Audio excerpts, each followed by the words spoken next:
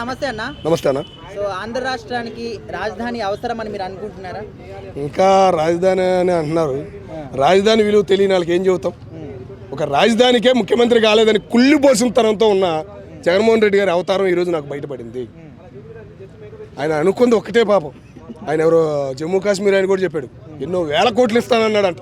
ఉమ్మడి రాజధానికి హైదరాబాద్కి ముఖ్యమంత్రి కావాలని కళ ఆయనలో ఇప్పటికీ ఉంది. తెలంగాణ వచ్చేయండి జగన్మోహన్ రెడ్డి గారు, ఎందుకు ఇంకా ఆంధ్ర వదిలేసేయండి. ఆంధ్ర రాజకీయం వదిలేసి తెలంగాణలో మొదలుపెట్టిన, తెలంగాణలో కూడా గట్టి పార్టీ లేదు కదా. ఈరోజు నాకు అర్థమైపోయింది అన్న, ఆయన ఏం మాట్లాడుతున్నాడో అర్థం కావట్లేదు. రాజ్యాంగంలో రాజధాని లేదంట, రాజ్యాంగంలో కూడా రాజకీయ నాయకులు లేరు కదా, మీరెందుకు వచ్చారు? రాజ్యాంగం రాసినైనా రాజకీయ నాయకులు ఉండమని రాశారా? రాయలేదు కదా, మరి ఈయనకి వచ్చాడు. ఏం మాట్లాడుతున్నారో జగన్మోహన్ రెడ్డి గారు ఇప్పటికీ మారట్లేదు. కానీ ఒక మార్పు వచ్చింది. మచిలీపట్నం పోర్టు గుర్తొచ్చింది, గుంటూరుకు ఒక సముద్రం ఉందని గుర్తొచ్చింది. అదే నేనే వేసాను అంటున్నాడు. మొన్న రీసెంట్గా గూగుల్ కూడా నేనే తెచ్చాను అన్నాడు కదా, అట్లాగే అది అంత మట్టికి పర్వాలా. ఇన్నాళ్ళు గుంటూరు విజయవాడలో ఉన్నందుకు సముద్రం ఉందరా బాబు పక్కనే అనేది గుర్తొచ్చిందంటే ఆయనకి చాలా హ్యాపీ అనిపిస్తుంది.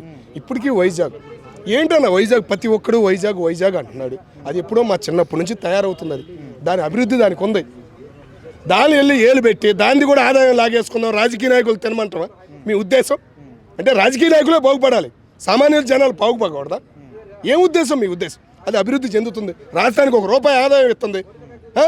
నువ్వు 5 సంవత్సరాలు ముఖ్యమంత్రి చేసావు, పార్లమెంటు తలుపులు మూసి రాష్ట్రాన్ని విడగొట్టారు, ఉమ్మడి రాజధాని అన్నారు. హైదరాబాద్ సొమ్ము ఒక్కటి అడిగారా? ₹1 వచ్చిందా 10 సంవత్సరాల నుంచి? ఎవడైనా అడిగాడా? ఇప్పటికీ ఇంకా మన ఆస్తులు ఉన్నాయి. ఇక్కడ ఆంధ్ర ఆస్తులు ఎన్ని వేల కోట్ల ఆస్తులు ఉన్నాయి. అడుగుతున్నారా? పంచమని అడుగుతున్నారా? రేపు పంచమని బిల్లు పెట్టు.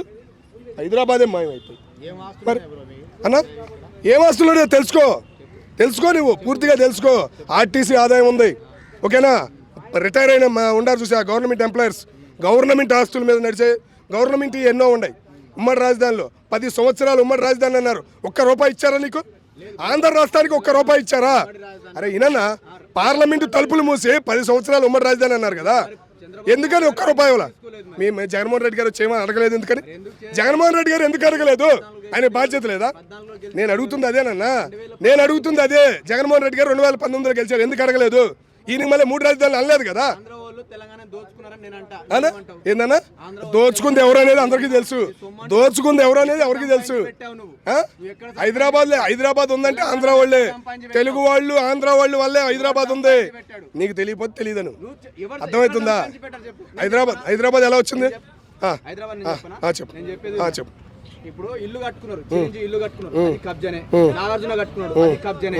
అది ఎవరి కాలం? ఎవరు వాళ్ళందరూ ఎవరు? మరి నేను చెబుతుంది అదే కదా స్వామి, నీకు నేను చెబుతుంది అదే కదా, నేను చెబుతుంది కూడా అదే కదా, నేను చెబుతుంది కూడా అదే కదా. అదే నీ లెక్కనది, అది చిన్నారు కదా ఈ లెక్కన. ఇది ఈ దోచుకోవడం అనేది వైజాగ్ లో ఉంది. నువ్వు మళ్ళీ వెళ్ళి వైజాగ్ లో దోచుకోవడం ఎందుకు? నీకు ఇప్పుడు ముఖ్యంగా రైతులు ఇచ్చి ముందుకు వచ్చారు కదా, భూమి దోచుకునేది ఆడ చెయ్యి. కేంద్రం నుంచి ₹1 దా, ₹10 దా, పెట్టి ఇక్కడ పెట్టుబడి. ఇప్పుడు మొత్తం పెడుతున్నామని ఎవరు అనుకోరు కదా. కేంద్రం నుంచి ₹1 తెచ్చావా? ₹1 ఏమైనా తెచ్చావు కేంద్రం నుంచి? ఇంకా రాష్ట్రంలో ఉన్న ఆదాయమే తిందామంటున్నావు. వైజాగ్ నువ్వు తిందామంటే రాష్ట్రంలో ఉన్న ఆదాయం అది, నువ్వు ఆదాయం కూడా తిందామంటే ఇది దారుణం కదా. మరి మంత్రులను తీసుకెళ్ళి మరి నేను అంటుంది అదే కదమ్మా, రాష్ట్రంలో ఆదాయమే తింటాం, కేంద్రం ఆదాయం నుంచి మాకేం అవసరంలా. భయం కేంద్రం అంటే ఇప్పటికి కూడా. మరి అట్టాగే ఉంది కదా జగన్మోహన్ రెడ్డి గారు మాట్లాడే మాటలు. ఇప్పుడు రాజ్యాంగం రాశారు, రాజధాని విరగొట్టావు, ఒక్క రాష్ట్రం నుంచి ఏమైనా ₹1 తెచ్చావా? మరి నువ్వు తేవాల్సిన బాధ్యత నీకు ఉంది కదా.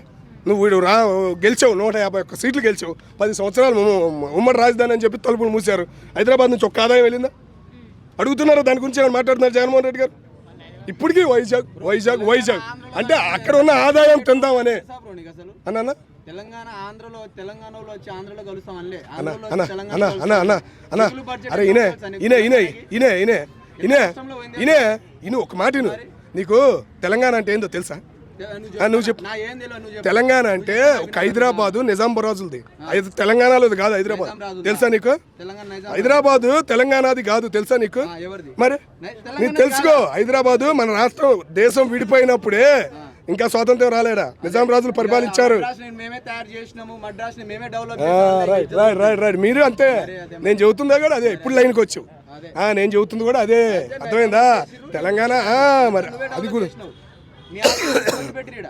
అన్నా ఆంధ్రలో ఆస్తులు పెట్టిరు తెలంగాణ. మా బాధ అదే కదా, మా బాధ అదే కదా. అందుకనే మేము వెళ్ళిపోతాం, మేము వెళ్ళిపోతాం అంటే అందుకే కదా. ఆంధ్రప్రదేశ్ లో ఎందుకు పెట్టలేరు? అప్పుడే పెట్టారు, కర్నూలు రాజధానికి పెట్టుకున్నారు కదా ఎవరు మీరే. అప్పుడు తాటిపత్రులకి మరి ఆంధ్ర వాళ్ళు వచ్చారు, పడ్డారుగా. ఆంధ్ర ఈడ వచ్చి పడ్డారుగా, ఇక్కడికి వచ్చి పడ్డారుగా. ఇక్కడికి వచ్చి ఎందుకు పడ్డారు? రైట్ రైట్ ఇప్పుడు లైన్లోకి వచ్చాడు, ఇప్పుడు లైన్లోకి వచ్చాడు మన రిపోర్టర్ గారు. రైట్ రైట్ ఇప్పుడు లైన్లోకి వచ్చావు, ఇప్పుడు లైన్లోకి వచ్చేవారు నాయన. నేను అంటుంది ఇది కూడా ఇలాగే వైజాగ్లో కూడా ఇలాగే దోచుకోవడానికి అవకాశం ఇవ్వద్దు. మేము అంటున్నాం. ఇప్పుడు అన్నావన్నా హైదరాబాద్ వచ్చి హైదరాబాద్లో ఉన్న అన్ని దోచుకోవటమేగా. ఒకటినే ఆంధ్ర వాళ్ళందరూ ఆంధ్ర వినండి బ్రో. ఒకే అర్లతో నీ సైడ్ మాటలు నా సైడ్ వినవా? ఇప్పుడు తెలంగాణ నుంచి తెలంగాణ విడిపోయినప్పుడు ఆంధ్రప్రదేశ్ కి స్పెషల్ స్టేటస్ కేటాయిస్తామన్నారు సెంట్రల్. ఇప్పుడు 2014లో చంద్రబాబు నాయుడు గవర్నమెంట్ లో ఉన్నది. అప్పుడు స్పెషల్ టెస్ట్ ఎందుకు అడగలేదు? ఇప్పుడు ఎందుకు అడగట్లేదు? అడగమని చెప్పు. అయిపోయింది. అదొక్కటే నువ్వు అదొక్కటే 10 సంవత్సరాలు ఉమ్మడి రాజధాని అనలేదా? 10 సంవత్సరాలు ఉమ్మడి రాజధాని అని అనలేదా? 10 సంవత్సరాలు ఉమ్మడి రాజధాని అనలేదా? మరి నేను చెబుతుంది అదేరా బాబు. దోచుకుంటున్నారు కాబట్టి వైజాగ్ లో కూడా దోచుకుంటారు, వద్దని చెబుతున్నాం మీకు. మీకు అర్థం కావట్లే. అదే కదా మీతో వచ్చిన తిప్పలు మాకు. అదేగా అదన్న పరిస్థితి. మరి నేను అంటుంది అదే కదా. 10 సంవత్సరాలు ఉమ్మడి రాజధాని అన్నప్పుడు మరి జగన్మోహన్ రెడ్డి గారు వచ్చారు, మరి అడగచ్చు కదా, సొమ్ము అడగచ్చు కదా. ఆయన అడగలేదన్న. మరి నేను అంటుంది అదే తప్పు కదా. ఎందుకు వచ్చాడు 2019లో జగన్మోహన్ రెడ్డి గారు? 2019లో జగన్మోహన్ రెడ్డి గారు ఎందుకు వచ్చారు? 2019లో జగన్మోహన్ రెడ్డి గారు ఎందుకు గెలిచారు? వీటి వల్లేగా. మరి నేను చెబుతుంది కూడా అదే కదన్నా. ఇప్పుడు ఆయన వైజాగ్ రాజధాని అనుకుని ఉన్నది 2024 కూడా గెలిచేవాడు. 3 రాజధానులు అనుకుని ఉన్నట్టయితే ఆయన పెట్టిన సంక్షేమ పథకాలు కానీ అన్నిటి వల్ల. మరి ఇప్పటికైనా జగన్మోహన్ రెడ్డి గారు మారాలి మేము కోరుకునేది అంతే. వైజాగ్ డెవలప్మెంట్ అయ్యింది, దాని జోలికి వెళ్ళమాకండి. నువ్వు కేంద్రం నుంచి తీసుకురా రూపాయి, మీరు రాయలసీమ పెట్టుకో, తిరుపతి పెట్టుకో, అయ్యిద్దన్న అయ్యిద్ది. అంటే గెలిచిన అక్కడ ఎంపీ గారు ఉన్నారు, పెనసాని చంద్రశేఖర్ గారు ఉన్నారు. మన దేశం ఎంపీల్లోనే మంచి ధనం మన జగన్మోహన్ రెడ్డి ఈయన మా జగన్మోహన్ రెడ్డి గారి కన్నా కూడా బాగా సంపాదించిన వ్యక్తి, ట్యాక్సులు కట్టే వ్యక్తి ఆయన చేతిలో ఉంది. కాబట్టి కంపల్సరిగా రాజధానికి ఒక రూపురేఖలు మారబోతున్నాయి.